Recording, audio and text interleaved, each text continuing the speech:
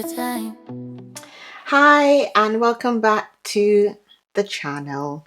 It's Miss T, and I'm so glad that you're back. If it's your first time here, I've literally just started this journey, and I started in the month of April, which is the month where we hopefully create some awareness about neurodivergence. And a lot of people probably talk more about autism, or maybe more familiar with ADHD, but there's a whole spectrum, a whole, umbrella.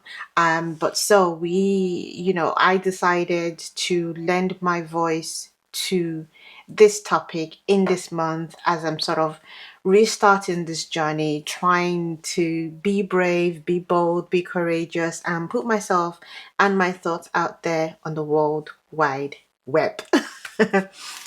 Anywho, so previously I obviously spoke about my autism journey, and before I'd spoken about my autism and faith. And today I wanted to share, being the last day of April, I wanted to share about something that many will probably say is quite a sensitive topic, and that is about autism, or neurodivergence in general, and the church. Now, I'm not an expert. I'm not a holier than thou. I am just someone who, truly believes in God, and my faith has helped me, even especially in this journey, to, you know, just keep going, because we all know how difficult it can be, especially if you're parenting a child that's got neurodivergence, or any neurodivergence. It could be one, it could be multiple. And then doing it solo, it's not easy. So yeah, today I just wanted to speak about my experience. And one of the things, and I'll start by saying this is not an attack. Please, nobody should see it as an attack. I genuinely am not coming from a place of I'm trying to maybe put down the church. I would never do that. I truly believe that there is space for development around this topic in the church. That's basically the point of this video. So for me and my son's experience, now I've been a Christian for a very long time, from my early years, and I have known God for myself. I wouldn't say it's what I was only told. I have obviously been told and pastored and all of that. But when this journey started, I think it's probably a mixture of two things: culture misunderstanding, and potentially religious misunderstanding.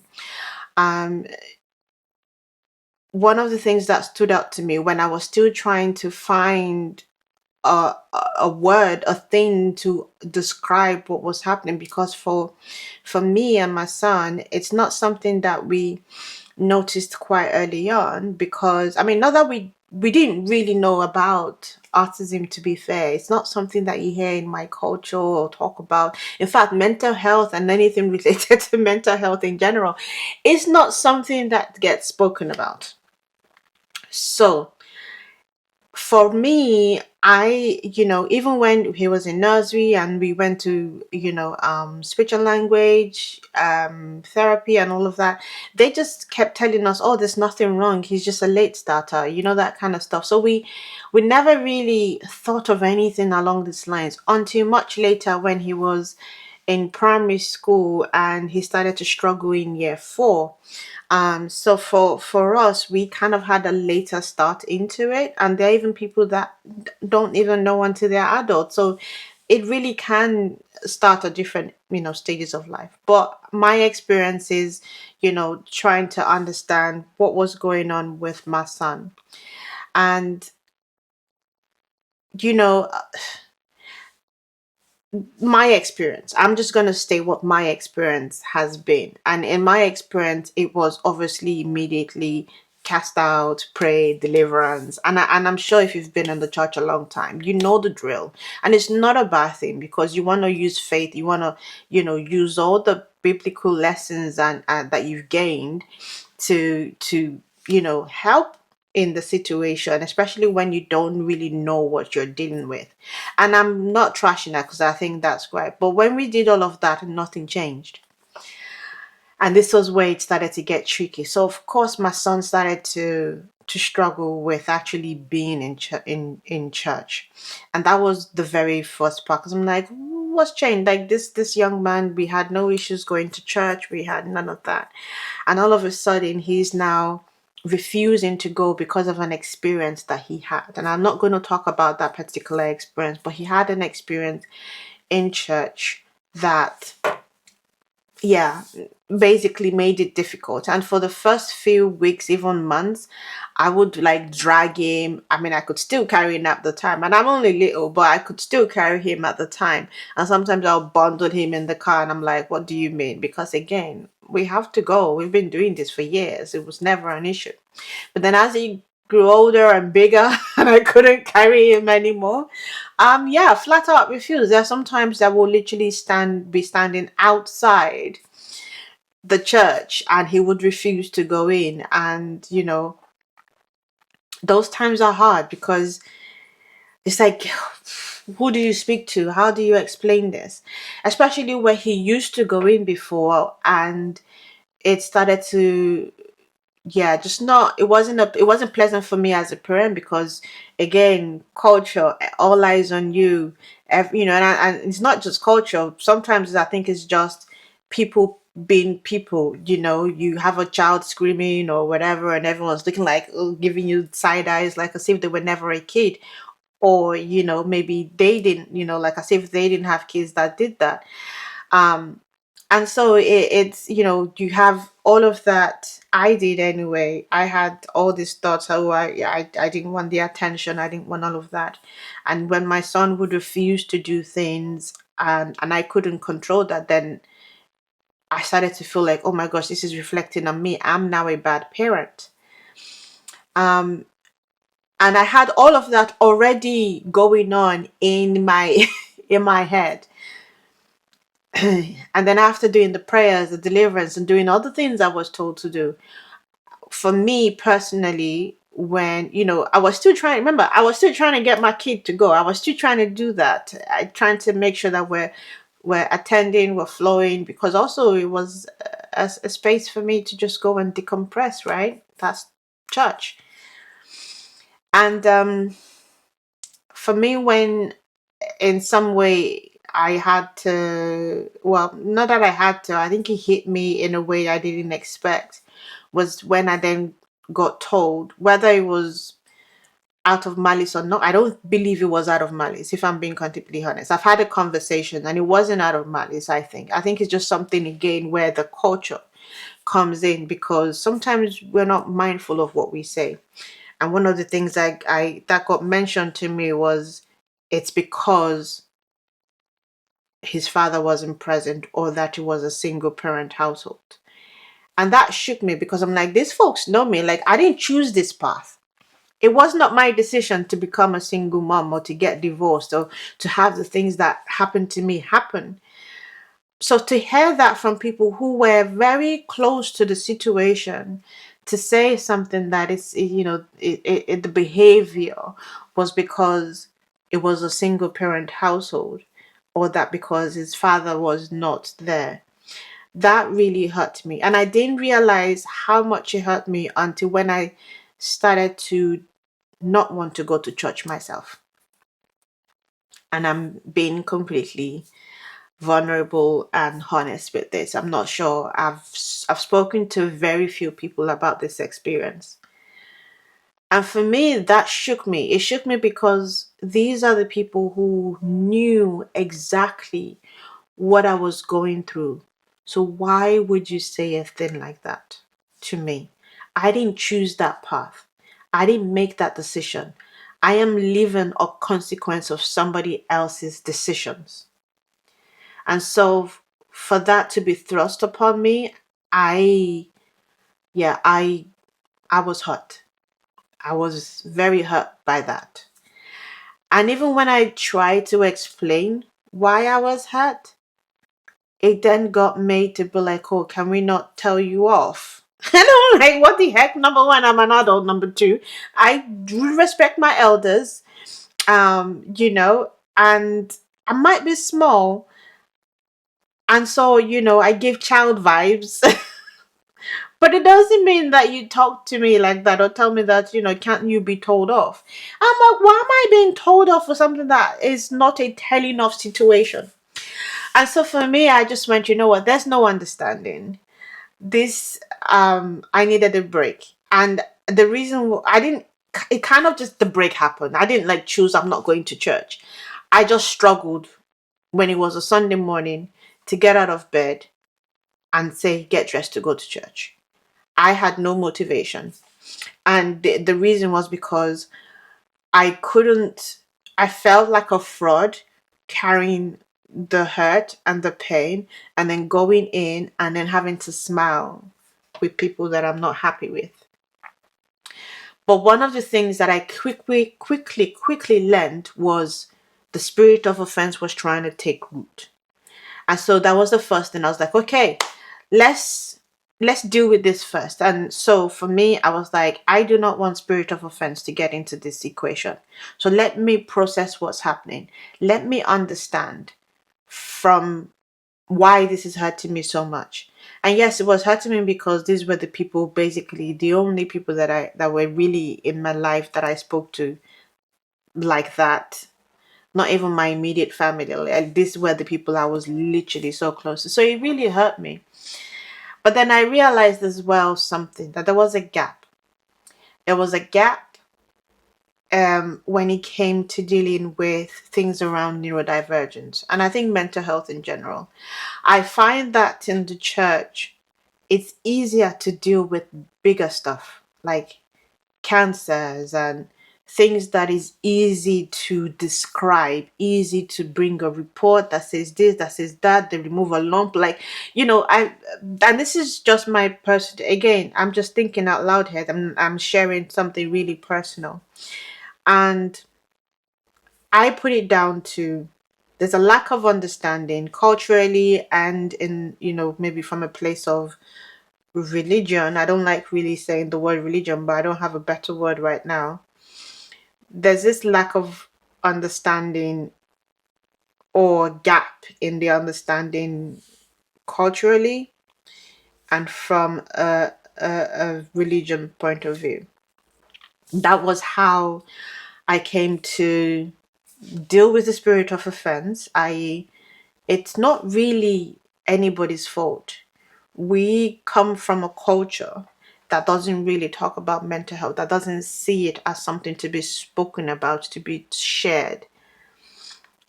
But also, when it comes to the other side, i.e., religion, sometimes maybe the approach is not the best. But then I think our the approach can only come from what you know. And if culture is such a big thing that whether we acknowledge it or not underpins the approach that we take in many religions, I would like to even think maybe across different religions, then I think I would give them the grace. It's not their fault. They only spoke from what they knew. And that's also because I started to learn more. So I decided, what, spirit of offense, get out of here, because you're just gonna come and just put a seed that I don't need in my life. So dealt with that. I did go to church once or twice after, but it didn't feel the same anymore. And so I decided, what, God, if this is what this phase of life is, if it, I've not left the faith. I believe in God. I am grateful to God for keeping me up to now. My worry, which is something that I think about all the time, is if this happened to somebody who didn't maybe know God for themselves, who was new to faith, who just wasn't as strong in themselves, or how would they have felt? And for me, I started to sympathize with a lot of people who have shared their experiences about church hurt. And I think oftentimes we don't know how much we hurt others within the church. And I can only speak for the church because that's what I know. It may be happening in other places, I don't know. But I speak about what I know and what I've heard and other people's experiences, including mine. And it made me to think, what can we do differently? What can we do better?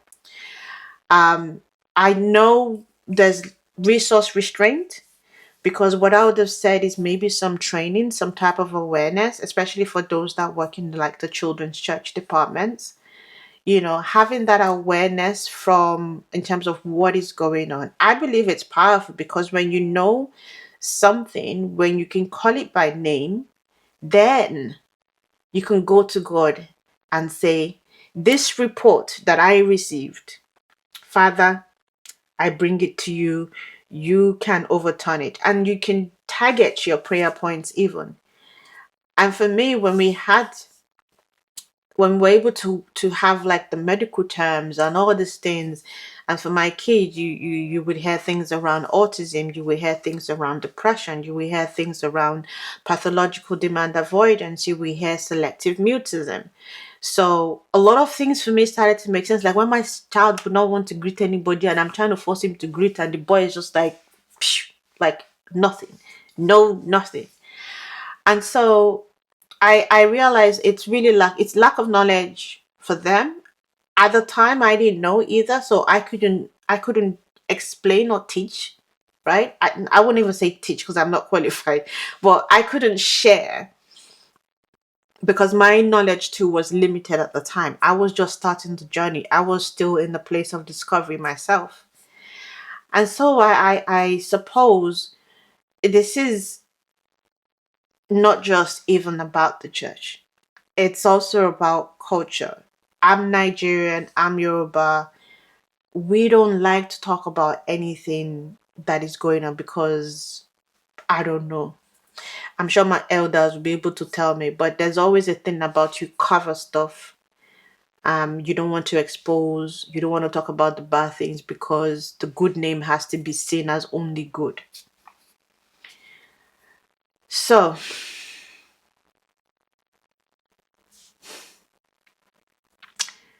I share this again. It's not a dig at the church. It's a call for the church to find ways to help. I now have met other parents, especially moms, who have left the church because of a similar experience to mine. And that tells me this is an issue that is bigger than my experience. This is something that is going on in so many places, and it's keeping people away from the one place that they need help, the one place that they can get respite, the one place that they need to be in to have true support. I mean, not that they don't have true support, so maybe that's not the right word, but where they can have support that also supports their faith to be stronger and to be able to deal with the challenges that they're going through. Because you can be going through something. I mean, even if it's not autism, if I'd give example of when I was going through divorce, you can't understand it unless you really experienced it, or someone really close to you that has experienced it. Neurodivergence, parenting neurodivergence, being a neurodivergent, I think this is one of those things that you need people that actually understand, either because they've studied it or because they're living it or have experienced it, to help. So I may not be going to a church. I do have some people that I fellowship with online, which helps me and gives me that support. It's small, but it's amazing. It's beautiful. And for me, I've considered that my weekly church, if you like. It's not a building, but it's not a big group of people. But even the 5, 6 of us, it does something to my spirit, to my soul. It lifts me, it helps me. And I know that when I need prayers, that I feel like is outside of myself, I can call on these ladies and I know they would pray. But this is really just a call again to the church, wherever the church may be on the face of this earth, is there are people who feel left out because there isn't enough accommodations made for them or for their children. And we need to try. I know there are things like resource restraints that can happen. There could be things around, and when I say resource restraints, it could be money, it could be people that are trained or equipped enough to deal with these situations. Um, but this is a plea to try, maybe invite specialists to come and give talks, at conferences, to talk about these things, talk about the intersectionality as well, and how we can reach even more people. Because it does break my heart to not be able to fellowship like I used to, get dressed, go out, the whole Sunday vibes that we get. I miss that. But the fact that I know that there are other people who also miss that, who have changed churches or don't go to church at all, and sadly, some people who are giving up on their faith because of the experience that they've had in church. And so please make it one of the priorities in the church plan, management, whatever, to make these little accommodations alongside the prayers, alongside the deliverance, alongside all of that. It all works together and it's very helpful. So yeah, um, thank you for watching. I hope my rambling has made sense because I got a bit emotional in between that. Um, but yeah, share your experience if you've had any. This is not a bashing thing. This is share your experience and what you think could be solutions. And hopefully, if anybody comes across this video and the comments, they may pick a thing or two from there. Thank you for watching. It's been Miss T. I'll see you in the next video. Bye.